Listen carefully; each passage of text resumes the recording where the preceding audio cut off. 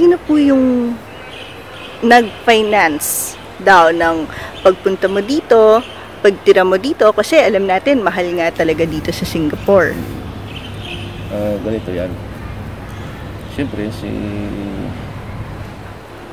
Senator Lacson is kasi siya nagtulong kung sino nag-finance. Siguro ang mas nakaintindi sa sitwasyon ko ngayon is siguro siya. Dahil nakaranas minsan ng ganitong klaseng sitwasyon, pinahanap siya noon, pinasukan. Then, merong mga naniniwala sa kanya na inosente siya, tama ang kanyang ginagawa. So merong mga nagsuporta na nagsimpatize na siyempre patago kasi magdelikado din sila. The same din sa akin. Merong naniniwala at naawa sa akin. So, may mga tumutulong. Siguro naintindihan din niya yun kasi siya mismo naranasan niya yun. So, pareha din kaming pulis.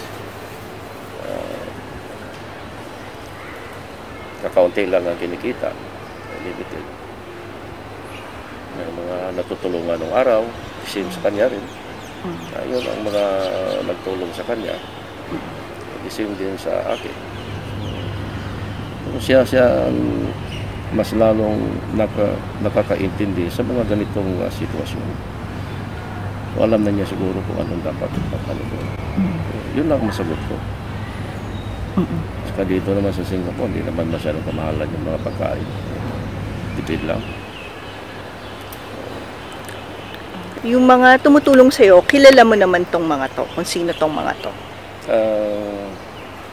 May iba hindi, may iba kilala ko. Naawa sila talaga sa akin. Naawa sila, at alam nila na totoo lahat ang sinasabi ko.